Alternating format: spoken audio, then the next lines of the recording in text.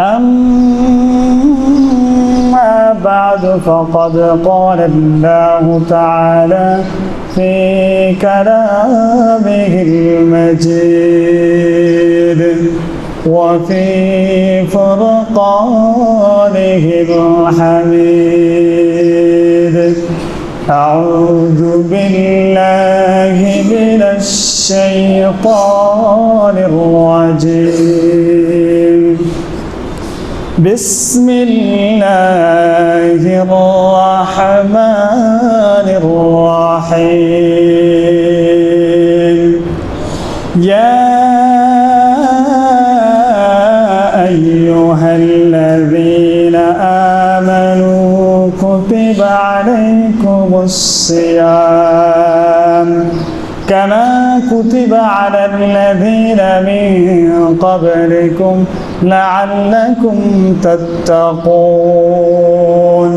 وقال الله تعالى في موضع آخر ولا تباشرهن وأنتم عاكفون في المساجد وقال رسول الله صلى الله عليه وسلم كان يعتكف 10 الأواخر من رمضان حتى توفاه الله ثم اعتكف أزواجه من بعده أو كما قال عليه الصلاة والسلام بارك الله لنا ولكم في القرآن العظيم ونفعنا وإياكم بالآيات والذكر الحكيم সকলে নামাজের দরুদ শরীফ পড়ি আল্লাহুম্মা সাল্লি আলা মুহাম্মাদ ওয়া আলা আলি মুহাম্মাদ কামা সাল্লাইতা আলা ইব্রাহিম ওয়া আলা আলি ইব্রাহিম ইন্নাকা হামিদুম মাজিদ اللهم بارك على محمد وعلى آل محمد كما باركت على إبراهيم وعلى آل إبراهيم إنك حميد مجيد সমস্ত প্রশংসা রব্বুল ইজ্জত রব্বে কাবার দরবারে যে আল্লাহ রব্বুল আলামিন বরকতময় মাসে পবিত্র দিন জুমার দিনে আল্লাহ রব্বুল আলামিনের মহান দায়িত্ব পালন করার জন্য যে আমরা এখানে সুস্থ এবং স্বাভাবিকভাবে আসতে পেরেছি এই জন্য আমরা অন্তরস্থল থেকে জোরে সোরে বলি আলহামদুলিল্লাহ। আল্লাহ রাব্বুল আলামিন মানব জাতির মুক্তির জন্য বিভিন্ন দিবস এবং বিভিন্ন রজনী দান করেন। সেটা অনেক লং এবং শর্ট হয়। আমরা যে সময়টার মধ্যে আসছি সেটা লং একটা সময়, লং টাইম, যেটার মাধ্যমে আল্লাহ চান যে বান্দাকে পবিত্র করতে, বান্দার গুনাহসমূহকে মাফ করে বান্দাকে আল্লাহর প্রিয় করতে চান। সেই মাসটার নাম হলো রমাদান। আর সেই রমাদান মাসের আরেকটা গুরুত্বপূর্ণ হলো জুমার দিন, আরও গুরুত্বপূর্ণ হলো ইআতিকাফ। আজকের আলোচনা অনেকগুলা একসাথে একত্রিত হয়েছে, তো তার মধ্যে আমাদের টার্নিং পয়েন্ট হবে ইআতিকাফ। এরপরে আমরা লাইলাতুল কদর, যদি সময় থাকে তাহলে আমরা আলোচনা করব সদকাতুল ফিতির, এই ফিতরা কত করে দিতে হয়। এই সংক্ষিপ্ত সময়ের মধ্যে ইআতিকাফ সংক্রান্ত বিষয়টা নিয়ে আমরা সর্বপ্রথম আলোচনা করব। ইআতিকাফ এটা হলো রমাদান মাসের শেষ দশকে যে ইআতিকাফটা করা হয়, সুন্নতে মুআক্কাদা কিফায়া। এই ইআতিকাফটার অনেক অনেক অনেক গুরুত্ব। যেই গুরুত্বের মাধ্যমটা হলো, কারণটা হলো একটাই, যেন আমরা লাইলাতুল কদরটা পাই। রাসূল আরবি সাল্লাল্লাহু আলাইহি ওয়াসাল্লাম এই রমাদান মাসের ইআতিকাফটা জীবনে কখনো তিনি ছাড়তেন না, সবসময় করতেন। বুখারী শরীফের হাদিস 2016 নম্বর হাদিসের মধ্যে আসছে, রাসূল সাল্লাল্লাহু আলাইহি ওয়াসাল্লাম বলেন, কানা ইয়াহতাকিফু আশরাল আওয়াখিরা ফি রমাদান, কানা ইয়াহতাকিফু আশরাল আওয়াখিরা মিন রমাদান হাত্তা তাওয়াফাহু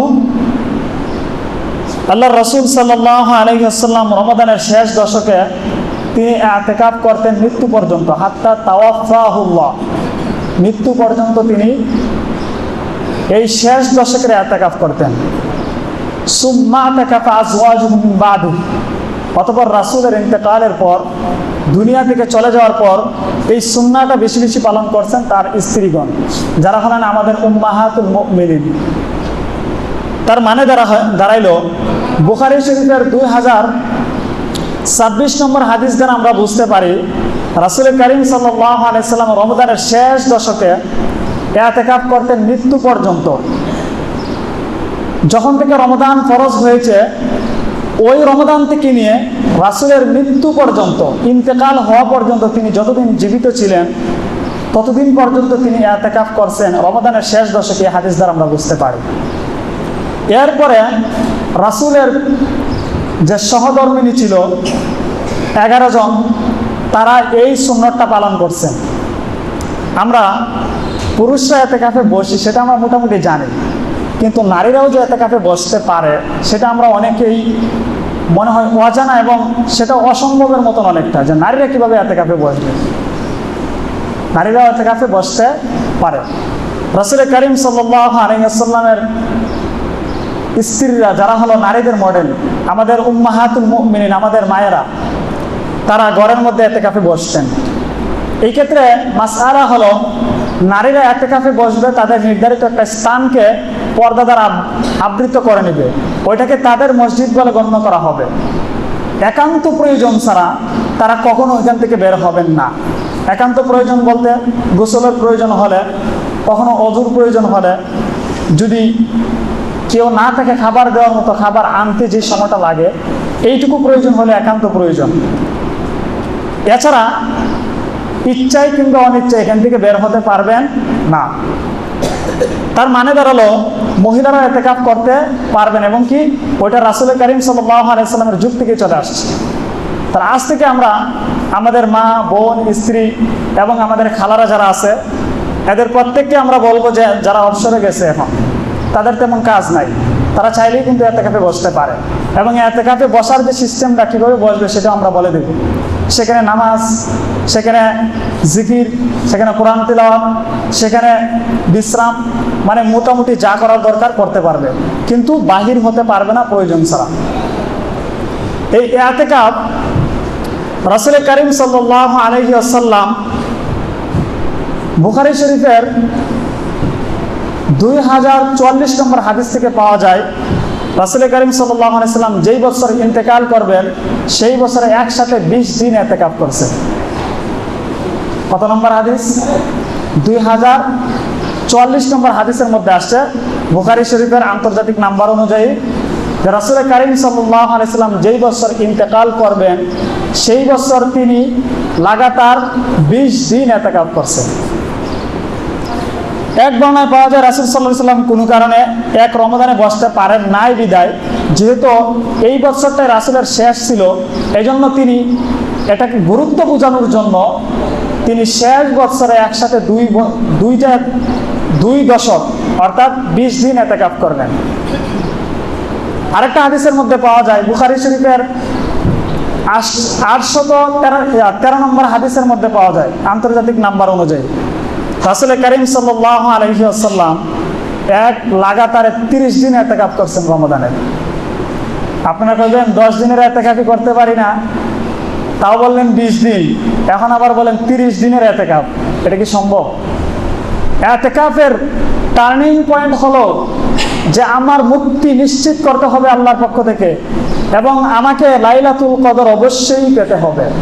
তো যেহেতু পবিত্র কোরআন নাজিল হয়েছিল রমজান মাসে, মনে আছে তো সবার, আর রমজান মাসে সেই রজনীটা আছে যেটা আমরা লাইলাতুল কদর বলি, তখনও পর্যন্ত ক্লিয়ার হয়েছিল না যে আসলে রমজানের শুরুতে হবে সেই রজনীটা, লাইলাতুল কদরটা নাকি মাঝখানে হবে নাকি শেষ হবে সেটা কেউ জানতো না, স্বয়ং রাসূলও জানতেন না।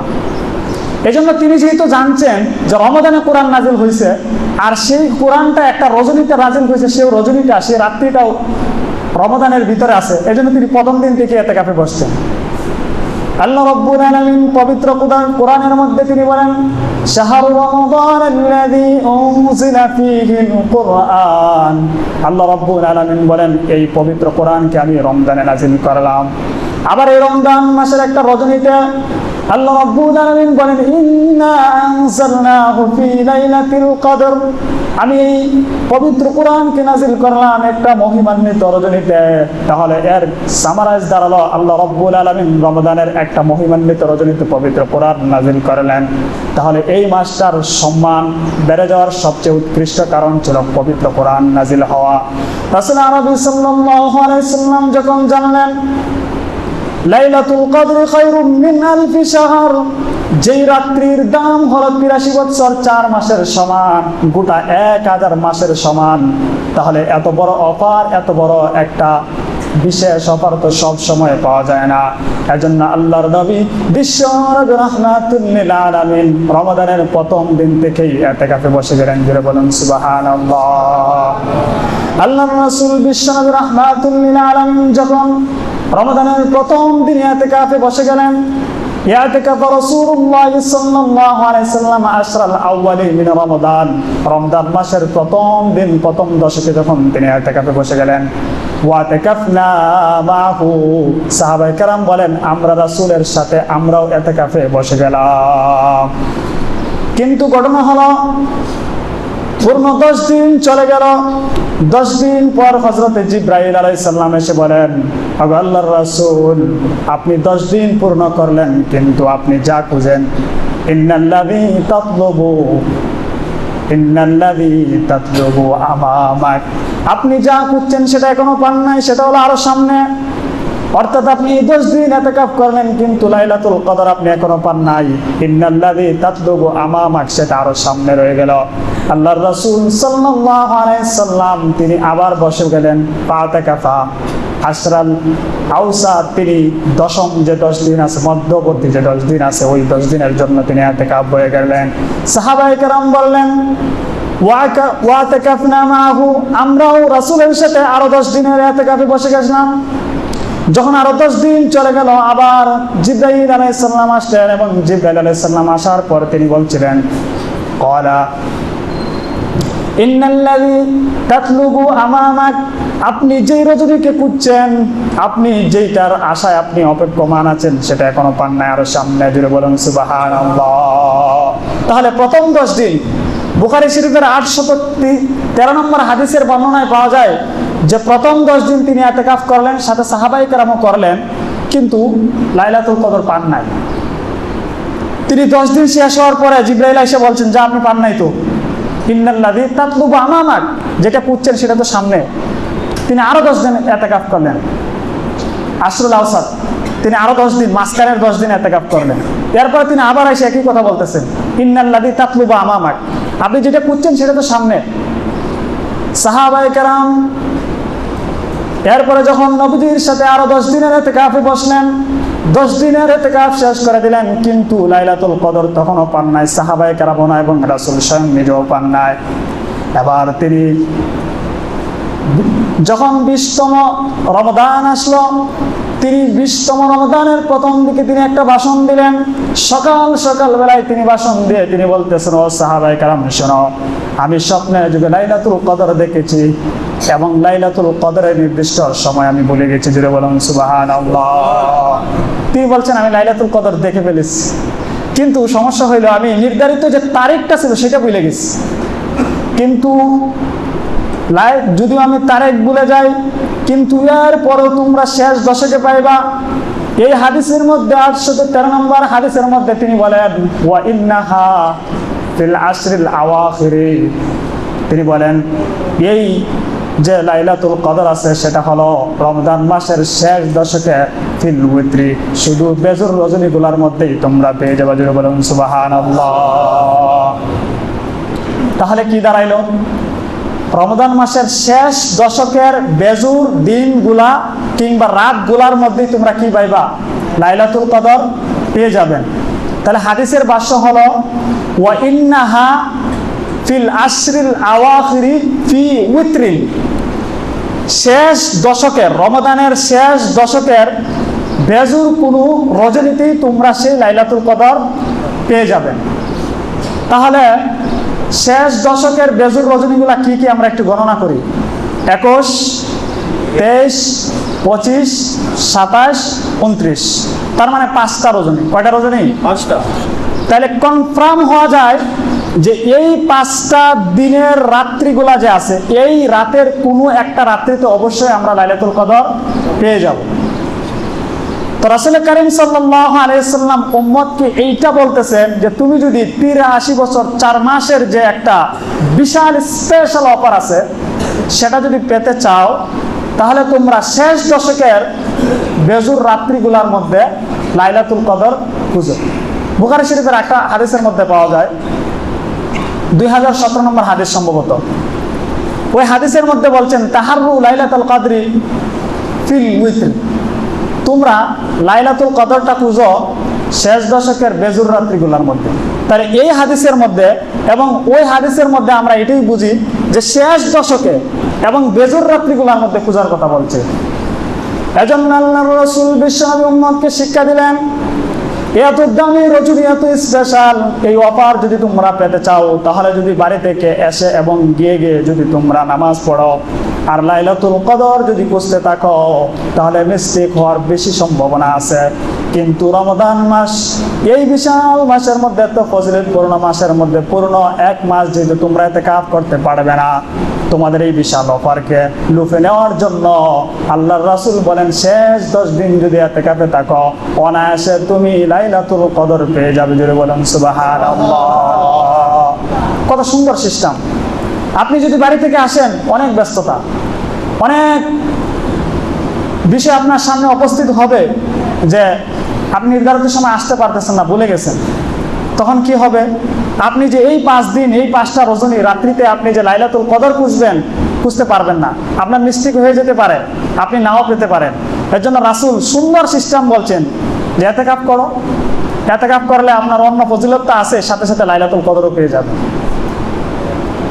এই ইতিকাফের গুরুত্ব রাসূল সাল্লাল্লাহু আলাইহি সাল্লাম দেওয়ার পিছনে সবচেয়ে বড় কারণ ছিল যেন লাইলাতুল কদর আমার উম্মত পেয়ে যায়। আমার উম্মত যদি লাইলাতুল কদর পেয়ে যেতে পারে, গোটা 1000 মাসে ইবাদত করলে যে সওয়াব, 1 রজনীতে যদি সে এই আমল করে, নেক আমল করে, আল্লাহ রাব্বুল আলামিন গোটা 1000 মাস, যেটা 83 বছর 4 মাসের সমান তাকে সওয়াব দেওয়া হবে। জোরে বলুন সুবহানাল্লাহ। সমান নয়, আরো বেশি দিবে। খায়রুন, খায়রুন শব্দটা বলছেন, তাহলে খায়রুন অর্থ হলে এরও বেশি, এর চাইতে উত্তম যে জিনিসটা দেওয়া হয় সেটা। তাহলে 1000 মাসে যে আমল করবেন আপনি প্রতিদিন লাগাতার, এই আমলটা যে পরিমাণ হবে তার চাইতেও বেশি যেটা প্রতিদান দিবেন, সেই রাত রজনীটার নাম হলো লাইলাতুল কদর। আল্লাহর রাসূল সাল্লাল্লাহু আলাইহি ওয়াসাল্লাম তিনি বলেন, শোনো, এই লাইলাতুল কদর পাওয়ার জন্য যখন তুমি ইতিকাফে চলে আসলা, শুধু লাইলাতুল কদর পাইবা আর এটাই শুধু সব বিষয়টা এমন নয়, বরং তুমি লাইলাতুল কদর ছাড়াও যতক্ষণ সময় তুমি মসজিদে থাকবা, এর জন্য মহান আল্লাহ রাব্বুল আলামিন এক্সট্রা আরো বেশি বেশি সওয়াব দিবেন। জোরে বলুন সুবহানাল্লাহ। এক হাদিসের মধ্যে পাওয়া যায়, ইতিকাফু 10 ফি রমাদান কাহাজ্জাতাইনি উমরাতাইন, যে ব্যক্তি রমজান মাসের শেষ 10 দিন ইতিকাফ করবে, তার জন্য আল্লাহ রাব্বুল আলামিন তার জন্য স্পেশাল যে পুরস্কারটা দিবেন সেটা হলো নফল 2টা উমরা এবং নফল 2টা হজের সওয়াব তার আমলনামায় দিয়ে দিবেন। জোরে বলুন সুবহানাল্লাহ। নফল 2টা উমরা, নফল 2টা উমরা এবং 2টা হজ। তাহলে লাইলাতুল কদর তো পাইবেনই, সাথে আরো কি পাইবেন? বোনাস 2টা নফল উমরা এবং 2টা নফল হজটা পাইবেন। রাসূল কারীম সাল্লাল্লাহু আলাইহি ওয়াসাল্লাম আরেক হাদিসের মধ্যে ইতিকাফ সম্পর্কে তিনি বলেন, মান ইতিকাফা ঈমানান ওয়া ইহতিসাবান গুফিরা লাহু মা তাকাদ্দামা মিন যামবি।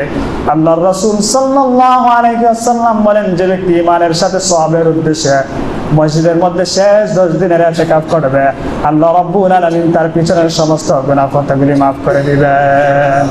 জোরে বলুন সুবহানাল্লাহ। তাইলে ইতিকাফে বসলে লাইলাতুল কদর তো পাওয়া যাবেই, সাথে যেটা আছে সেটা হলো পিছনের সমস্ত গুনাহ খাতাগুলোকে মাফ করবেন। আবার সেই সাথে আরো বলছেন 2টা নফল উমরা এবং 2টা নফল হজের সওয়াবও তোমার আমল নামায় দিবে। জোরে বলুন সুবহানাল্লাহ। তাহলে ইতিকাফে বসার দরকার আছে না নাই? আছে। কিন্তু আমরা ইমানের দৃষ্টিকোণ থেকে, বিলিভ এর দিক থেকে, বিশ্বাস, যে আল্লাহর প্রতি বিশ্বাসটাই তো ইমান। আল্লাহর প্রতি যে বিশ্বাসটা রাখি, সেই যে বিলিভ যেটা করি আমরা, সেটাই ইমান। এই ইমানের দিক থেকে আমরা দেউলিয়া হয়ে গেছি। কারণ কি জানেন কেন বললাম কথাটা?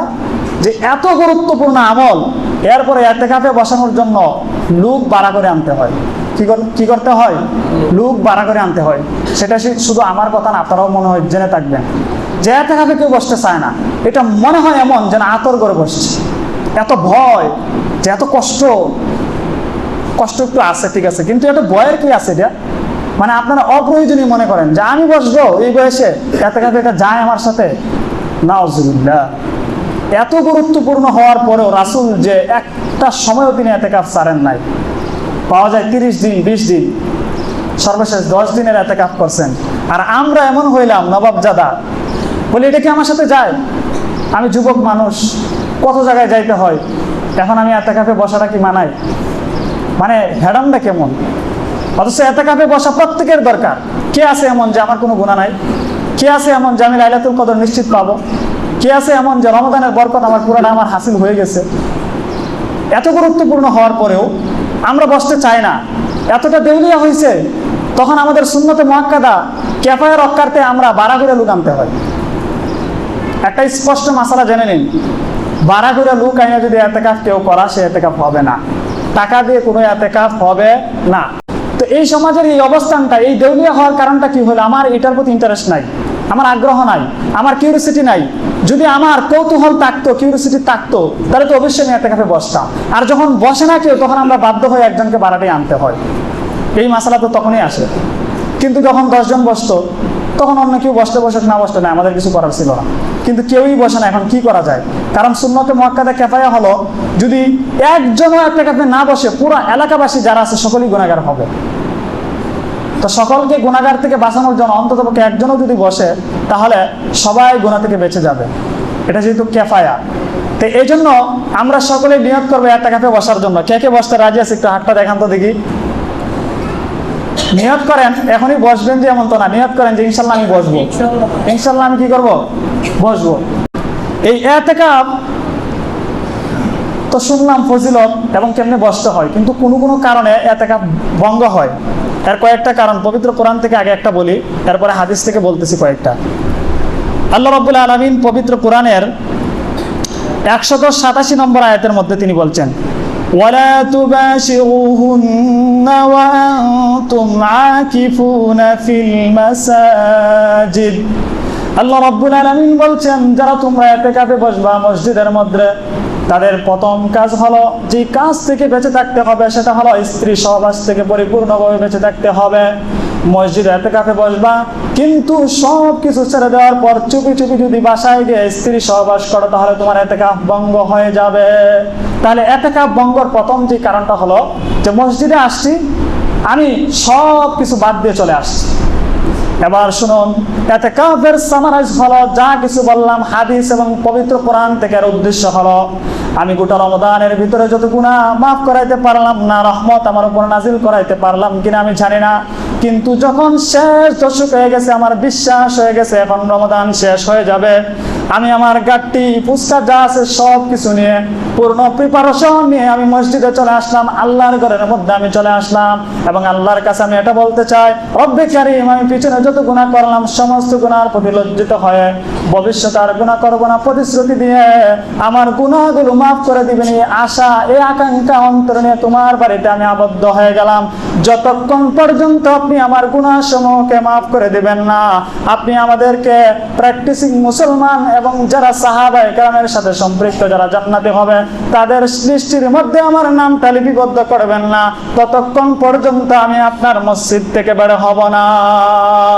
এটা হলো সামারাইজ, যে আমি এমন ভাবে আসছি আর যাব না যতক্ষণ আমার গুনাহ মাফ না হয়েছে। তো বলেন, কার সাথে যদি আপনি অপরাধ করেন আর তার বাড়িতে গিয়ে যদি আপনি বলেন যতক্ষণ পর্যন্ত আপনি মাফ না করছেন ততক্ষণ পর্যন্ত আপনার বাড়ি আমি ছাড়বো না, ওই লোক যত কঠোর হোক, যত নির্দয় হোক, সে কি মাফ না করে পারবে? বলেন পারবে নাকি?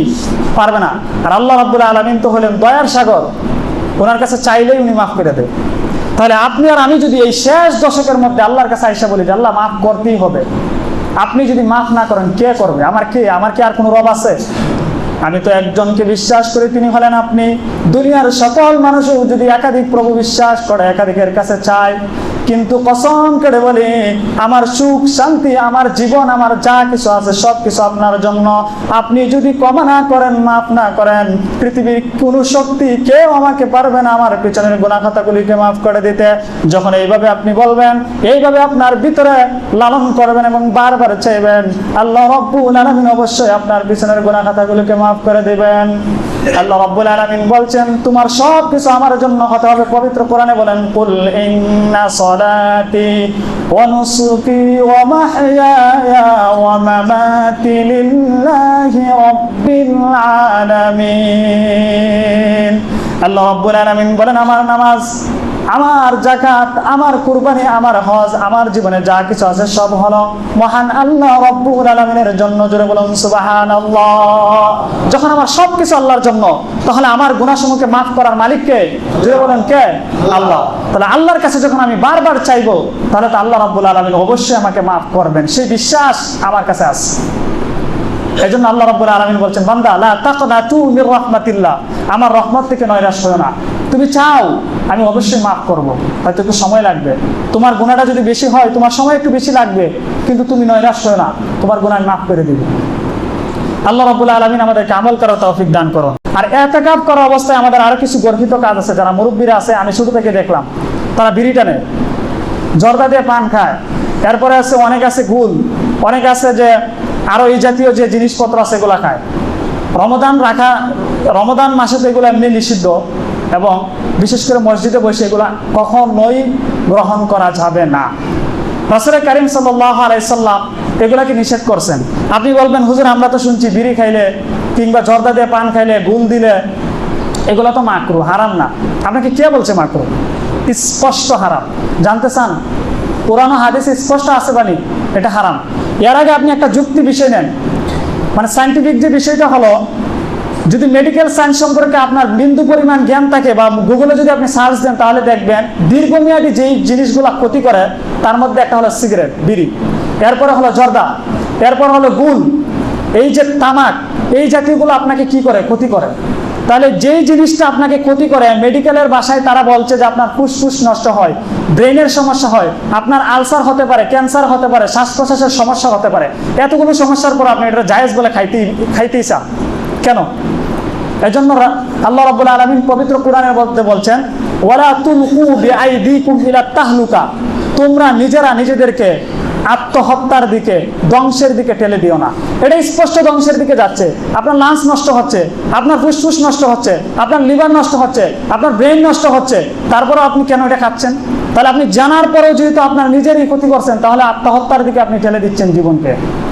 মুসলিম শরীফের 2003 নম্বর হাদিসের মধ্যে আসছে, রাসূল কারীম সাল্লাল্লাহু আলাইহি সাল্লাম বলছেন, কুল্লু মুসকিরিন খামরুন ওয়া কুল্লু খামরিন হারামুন, প্রত্যেক নেশাদ্রব্য, প্রত্যেক ড্রাগ যেটা আছে যেই নামে হোক, এই প্রত্যেকগুলাই মদ, আর প্রত্যেক মদে হারাম। মদ বলতে যেটা আমরা পান করি সেটা নয়। এই হাদিসের দ্বারা বোঝা যায়, মুসলিম শরীফের 2003 নম্বর হাদিস দ্বারা বোঝা যায়, প্রত্যেক মাদক দ্রব্য, এটা আপনি যেই নাম দেন, এটার আপনি যদি বাং দেন, কাফি দেন, মদ দেন, পেনসিডিল দেন, আপনি সেটার নাম যদি গাঁজা দেন, এরপরে বিড়ি, সিগারেট, এরপরে তামাক, জর্দা, এরপরে গুল, যেই নামেই দেন আপনি, পৃথিবীর যত নাম আপনি দেন, যদি সেটা মাদক দ্রব্য হয় তাহলে সেটাই মদ, আর মদ হলেই সেটা হারাম। তাহলে হারাম আপনি মসজিদে খাবেন, সেটা কেমনে সম্ভব? এটা কেন বললাম? বৃদ্ধ লোক আছে যে চুপি চুপি বাহিরে গিয়ে বিড়ি টানে। আরে বাহিরে গিয়ে প্রয়োজন ছাড়া যদি একটা কথা বলে, তাহলে ইতিকাফ নষ্ট হবে। বিড়ি টানলে তো আরো আগেই নষ্ট হয়ে যাবে। তাহলে ইতিকাফ করতে হবে গুরুত্ব দিয়ে, ইতিকাফ করতে হবে পরিপূর্ণ প্রস্তুতি নিয়ে। আমি ইতিকাফ করলাম মন মতো, সে ইতিকাফ কিন্তু হবে না। ইতিকাফ কিন্তু কঠিন কাজ, সেটা সবাই জানে, কিন্তু কঠিন বলে আমি এটাকে নরমালাইজ করার জন্য আমি বাইরে গিয়ে বিড়ি টানলাম, সেটা কি হয়? চিন্তা করেন, মানে বিড়ি টানার পর কাছতে কাছতে কাপড় নষ্ট হয়ে যায়, মানে মানুষ দেখলে ধোয়া মনে হয় আগুন জ্বলতেছে তার চেহারায় চুলে, তারপরে সে বিড়ি ছাড়ে না। কি অবস্থা, মানে সে এটারে একটা মানে নিজের উপর একটা বাধ্যতামূলক করছে যে মরা পর্যন্ত আর কয়দিন বাঁচবো, বিড়িটা খাইয়েই যায়, তো জান্নাতে গেলে তো আর বিড়ি পাওয়া যাবে না। এইভাবে যদি চিন্তা ভাবনা থাকে তাহলে তো আপনি বিড়ি ছাড়তে পারবেন না।